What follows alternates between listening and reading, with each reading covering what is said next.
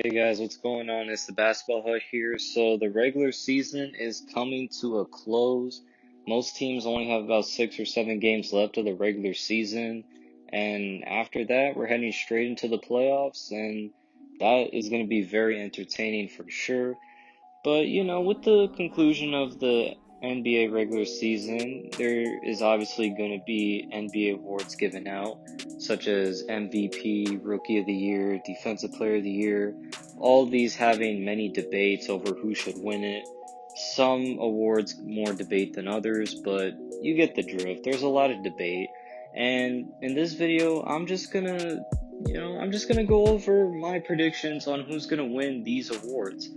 We're going to go over awards like Rookie of the Year, Defensive Player of the Year, Coach of the Year, stuff like that. One thing to note, I will not be including the NBA MVP award, and the reason for that is because I already have a video which lists all my top 5 MVP candidates. So if you want to go ahead and watch that and see who's number 1 on my list for MVP, then go ahead and click on it. But anyway, let's get into the rest of the award predictions. Alright, let's move on to our first award. We have the Rookie of the Year award. And this one, I'm gonna give it to LaMelo Ball. I think that LaMelo definitely deserves this award over any rookie, and yes, that includes Anthony Edwards. I know he had a crazy night last night, but I just think LaMelo has this award in the bag. If you take a look at what he's averaging this season as a rookie, he's averaging about 16 points, nearly 6 rebounds, 6 assists, shooting about 45% from the field, 37% from 3, and nearly 79% from the free throw line. And what's even more impressive is the fact that the Hornets are looking to make the playoffs at the 7th or 8th seed, which is pretty darn impressive. And I give a lot of their success to LaMelo. Now, obviously, he's not the biggest reason why they're a good team, but he's probably the biggest reason why they're such a good team. And I hope they make the playoffs. That would just be very entertaining to see LaMelo Ball first year already in the playoffs. That'd be something very special to witness. And overall, I just don't think that no one else can take it. I just don't think that anyone has been better than LaMelo as a rookie this season, besides Anthony Edwards. But the reason why I don't think he'll get the Rookie of the Year award is mainly due to the fact that the Timberwolves are one of the worst teams in the league record-wise. He's been turning it up recently, but again, that record compared to LaMelo Ball's Charlotte Hornets playoff record is not gonna exactly give Anthony Edwards the advantage in that area. But anyway, my prediction, LaMelo Ball is gonna win Rookie of the Year. Alright, moving on to the next award, we have the Defensive Player of the Year. And this one was tough to judge. I was stuck between 2 players, one of them being Rudy Gobert and the other one being Ben Simmons. And after doing some research, I gotta say the award should go to Rudy Gobert, because I think that he's had the better impact on his team than Ben Simmons has had. If you look at what he's done defensively, he has a defensive rating of 101.4, has .175 defensive win shares, which ranks 4th in the league. And because of that, the Jazz have the 3rd best defensive rating in the league, which is higher than the 76ers. Also, not to mention the fact that this award typically goes to a big man, and Ben Simmons plays mainly point guard, so it's unlikely that we'll see Ben Simmons get the award. I mean, the only other players who I can think of who are not big men who have won the award are Michael Jordan and Gary Payton. So, honestly, it's very unlikely that Simmons will get it. Maybe in his future, but this season, I just gotta give it to Gobert. His defensive impact on his team has just been unparalleled for this season. The next award that I'm going to be talking about is the Sixth Man of the Year award, and I didn't see a whole lot of competition for this one, so I decided to go with Jordan Clarkson from the Utah Jazz. And he had a bit of a drop off in the second half of the year, but he's still averaging about 17 points a game, 4 rebounds, 2 assists, 41% from the field, 34% from 3, and 92% from the free throw line. But even regardless of that drop off in the second half of the year, he's still been the best sixth man this season. I mean, no one else has really come close. I guess if you want to give him an opponent, you could say Derrick Rose or Montrezl Harrell, but honestly, they don't even come close to what Clarkson has done off the bench. So I think it's pretty clear that he has this award in the bag for sure. Let's move on to the next one, which is the most improved player. And this is another award that's, for me, is very easy.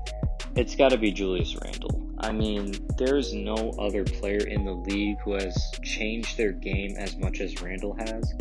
I mean, if you take a look at what he did last season, he was averaging about 19.5 points, nearly 10 rebounds, 3 assists, shooting 46% from the field, an abysmal 28% from 3 and 73% from the free throw line. He was so bad that Knicks fans wanted him gone. They really wanted him out of New York entirely. They did not want to deal with him anymore. And now, if you look at what he's done this year, he's averaging a career high 24.2 points per game, 10.3 rebounds, which is a career high, nearly 6 assists, which is a career high. He's still shooting about 46% from the field, but he's also shooting 43% from 3, which is, shocker, a career high. And he's shooting 81% from the free throw line. And to top it all off, he's been named a first-time All-Star, and he's leading the Knicks to a playoff spot, which is incredible. That alone should be enough to give this man the most improved player. And honestly, I can't wait to see what he does in the later years of his career. But anyway, for the most improved player, I have Julius Randle from the New York Knicks for sure. Alright, moving on to the final award of the video, we have the Coach of the Year award. And I was stuck between two coaches. I was stuck between either the Utah Jazz's Quinn Snyder and the Phoenix Suns head coach Monty Williams. And after giving some serious thought, I have to give it to Monty Williams. I mean, no disrespect to Quinn Snyder, but I think Monty Williams has made more of an impact than Quinn Snyder has. First off, let's take a look at what people were talking about the Suns before the season started. People had the Suns at like the 7th or 8th seed in the West. And some people had the audacity to not even put them in the playoff picture. And now the Suns are looking to get the first seed in the West. They have one of the best records in the league. And sure, a lot of that is due to the players. CP3 is a point guard. Devin Booker is one of the best scorers in the league. Mikal Bridges and DeAndre Ayton have improved a lot. They got some veterans like Jay Crowder and Torrey Craig and Langston Galloway who've been really good for them. But you got to give some credit to Monty Williams for sure. The way he coaches this team is amazing. I mean, he's kept the Suns a consistent offensive and defensive team. Like, we already knew the Suns were going to be a good offensive team because, I mean, that's what you get when you got Chris Paul, who's one of the best point guards of all time, and Devin Booker, who's one of the best scorers in the league. But the defense is where it really surprises me. Because historically, first off, the Suns have never been that good of a defensive team. And also the fact, like, this season, they don't have a Defensive Player of the Year candidate. Like, they are a top 5 defensive team with no legitimate Defensive Player of the Year candidate. And sure, Mikal Bridges is amazing on defense. Don't get me wrong about that. I love Mikal on defense. But just the way he's coaching this team, Monty Williams that is, he has really emphasized team defense. Switching and rotating and getting the defensive rebound, boxing out, all those basic things has made the Phoenix Suns such a good defensive team.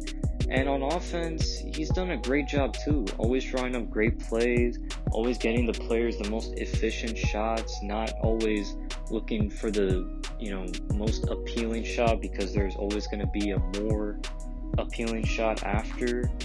I just love the way he has coached this team. And honestly, he definitely takes this award. Again, no disrespect to Quinn Snyder and what he's done with the Jazz. I just think Monty Williams has really transformed a Suns team who has been pretty garbage for the past decade to being one of the best teams in the league and a possible championship contender.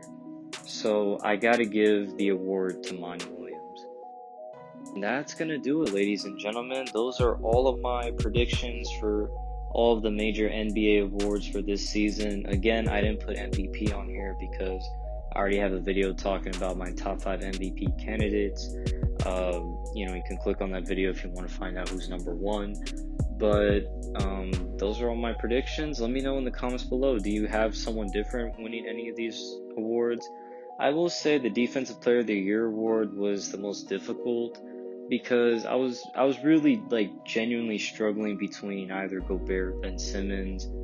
It was really tough, and honestly, I wanted to put Ben Simmons, and then I just looked at what Rudy Gobert has done for the Jazz defensively, and I just decided to go with Gobert winning the award. And the rest were fairly easy. Rookie of the Year, Sixth Man, Most Improved.